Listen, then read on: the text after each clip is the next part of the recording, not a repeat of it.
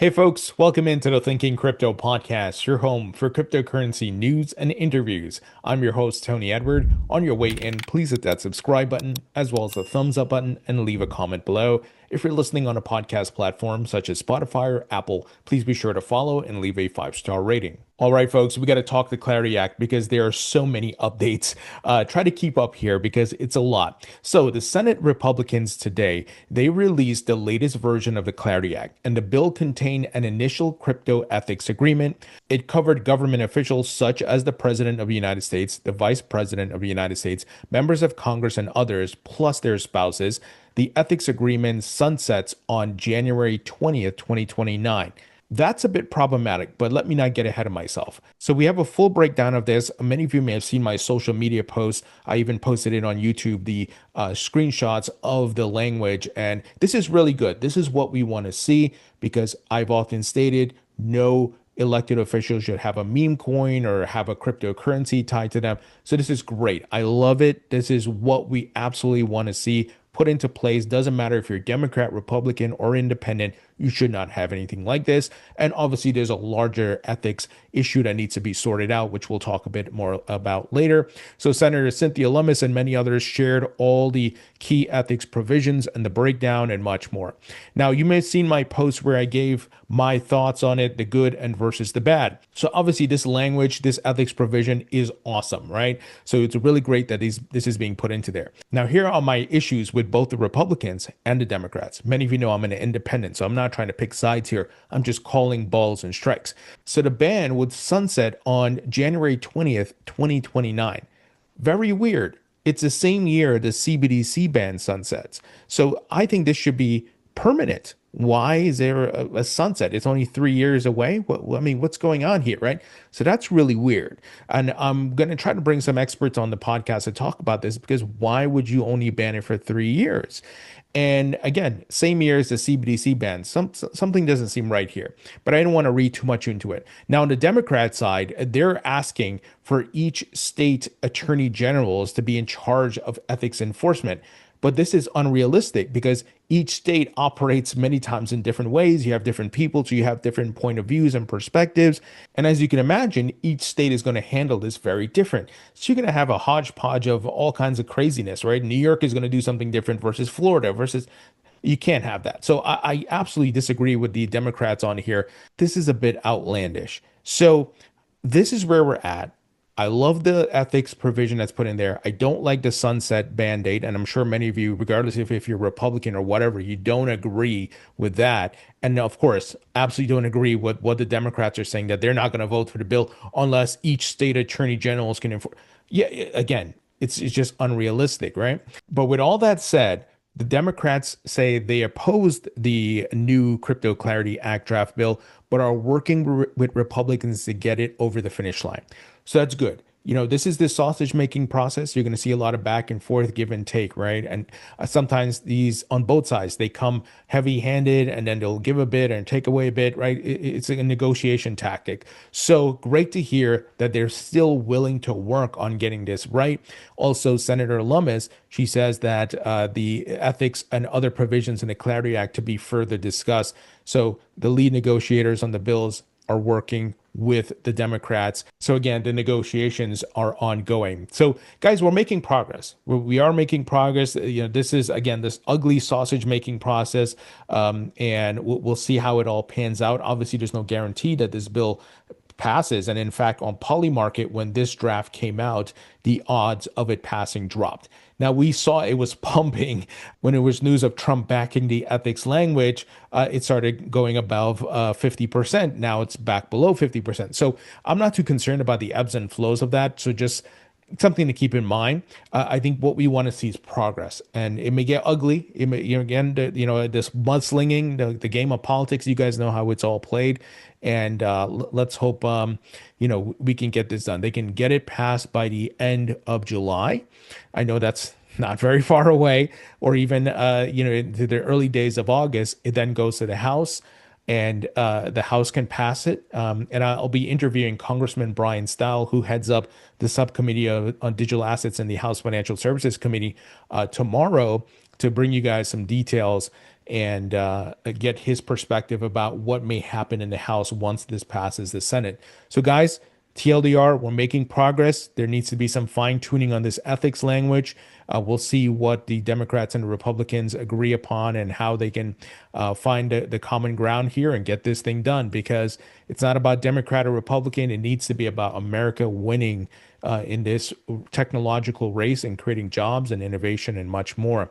And here's a great article that highlights that crypto is still very much a political issue overall, because if you're anti-crypto, you're going to get your ass handed to you like we saw in 2024. So Crypto PAC pours $1 million into Michigan Democratic primary race. So this is between two Democrats. One is pro-crypto, Sri Tenidar. I'm butchering his name, and I met him in person at one of the Blockchain Association or Digital Chamber events. And Donovan McKinney's running against him, and the crypto lobby is putting some money to back Sri Tenidar. So if you're anti-crypto, doesn't matter if you're Democrat or Republican, you're gonna get demolished, right? So these guys need to learn their lesson, man. Like, this is just a technology, and if you're gonna, buddy up with Elizabeth Warren and go against crypto, it's not gonna work out well for you. So the money's gonna be poured in heavily here as it's a midterm election year. So let's see how it all pans out. Now, guys, this news is a shocker because it's related to ethics overall. Apparently, the House today passed the Congressional Stock Trading Ban. 217 Republicans voted in support, 198 Democrats voted against. Now, the context there, I want to make sure they're not voting overall to say we want to trade stocks, because the Save the America Act was also put into this bill. And that's where a lot of Democrats were voting against. But can you believe it? They actually got this done in the House. Now, the big hurdle is the Senate. It's much, much more difficult to move bills in the Senate, as we're seeing with the Clarity Act, right, guys? Remember, the FIT 21 bill, which was a version of the Clarity Act, passed in the House last year. But the bigger challenge has been the Senate. So I don't know if this is going to make it through the Senate. If it does, that would be really great, because it will put the overall ethics law in place, not just for crypto, but for all assets, right? Or, well, here they're highlighting stock banning trade. But I would say, hey, what about gold? What about oil? What about other commodities? Because if I know, hey, something is going to happen that's going to affect the price of oil, well, there's futures markets out there. I can go trade against it, or go long, go short, whatever it may be. I can get access via ETFs and all these things. So I'm going to ask Congressman Brian Style about this tomorrow in our interview, because it needs to cover all assets, right? We need to cover all bases here. But can you believe it? They actually got this done. I was actually blown away that it actually made it through. So let's see if it can make it through the Senate. Now, folks, quick word from our sponsor. This episode is brought to you by FortisX. Guys, let's be honest, the crypto market has been moving sideways for a while now. A lot of people are just sitting on their coins, waiting for the next big move. But while you're waiting, your crypto is just sitting in your wallet doing absolutely nothing. That's why I want to mention one of my longtime partners, FortisX. Instead of just letting your assets sit idle, you can put supported cryptocurrencies into FortisX liquidity pools and earn daily rewards while still keeping the flexibility to withdraw whenever you want. One of the reasons I've continued working with them is because they keep delivering. The team is public. They've successfully completed Cyberscope team verification, KYC, passed independent security audits, and the platform has been building consistently for years. They have focused on long-term growth, transparency, and security rather than hype. In a market like this, it makes far more sense to have your crypto working for you instead of letting it sit idle in your wallet. I've worked with FortisX for a long time, and if you're planning to hold your crypto anyway, I genuinely think it's one of the smartest ways to put those assets to work. And folks, I know security is very important to all of us as we hold our crypto assets, and they are fully audited by CertiK, and they are SEC registered and much more. So you got to check out FortisX. Go to fortisx.fi/x/thinkingcrypto. Link will be in the description. All right, moving ahead, huge news here from a TradFi incumbent. S&P launches Blockchain Fundamentals Index for digital assets. So folks, we continue to see the infrastructure being established for the crypto market. with all the bells and whistles and the moving parts and components that exist for traditional assets. So the S&P Dow Jones Indices and Pantera Capital launched a digital asset index that tracks blockchain networks and protocols based on protocol revenue, marking a departure from crypto benchmarks built around market capitalization or token prices. Very interesting protocol revenue. This may be, I might be wrong, but this may be a huge narrative in the next bull market, which blockchains are generating a certain amount of revenue. So the index draws from the S&P Cryptocurrency Broad Digital Asset Index, but only includes assets that meet minimum thresholds for protocol revenue, market capitalization, and liquidity. Eligible networks are then ranked by aggregate protocol revenue over the previous 2 quarters and weighted by adjusted market capitalization, with the largest holding capped at 35% and the remaining constituents generally capped at 20%. The index is rebalanced quarterly. So the index launched with 18 constituents, with Ether, BNB, Solana, Tron, Hyperliquid as its 5 largest holdings, according to an S&P Dow Jones Indices Indexology blog post. The blog identified Bitcoin and XRP as the largest non-constituents compared to the S&P Cryptocurrency Broad Digital Asset Index, reflecting the benchmark's protocol revenue based on selection methodology. Wow. So again, the infrastructure being built here by TradFi to bring crypto into the mainstream markets. Now, SEC Commissioner Hester Peirce put out some details here about tokenization, saying that crypto vaults and on-chain lending strategies could fall under U.S. securities laws depending on how they're structured and managed. She urged builders to work with the SEC on compliant paths forward rather than do headstands, backflips, and other gymnastics to avoid the law. I think this is really great. Hester's always been ahead of the curve, very thoughtful about these things. And, look, some of the offerings, based on what folks are building could be securities, right?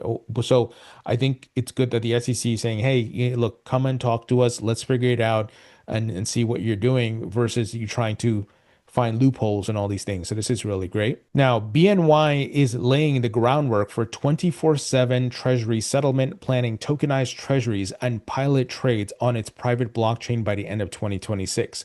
So what we're going to see is a hybrid approach from many of these institutions. They're going to have private blockchains, which they're going to use internally and maybe amongst a group of friends, so to speak, right? Maybe other banks and people they have partnerships with, but they're also going to bridge the public chains, and they're going to use public chains in different ways.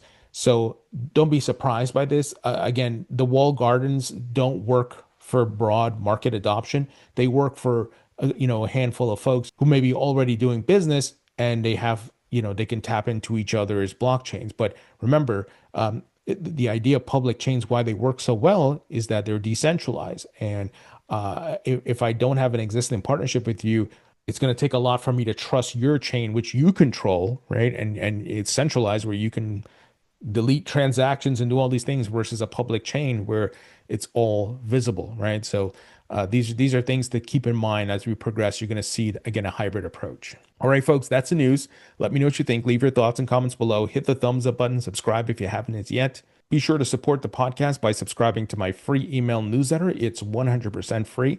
Link will be in the description. Check out my book on Amazon. It's available in paperback and digital. And if you want to expand your knowledge around crypto and blockchain tech, then you got to check out my course at mycryptocourse.com. This is a comprehensive course that teaches you everything you need to know. So again, go to mycryptocourse.com. All the links will be in the description.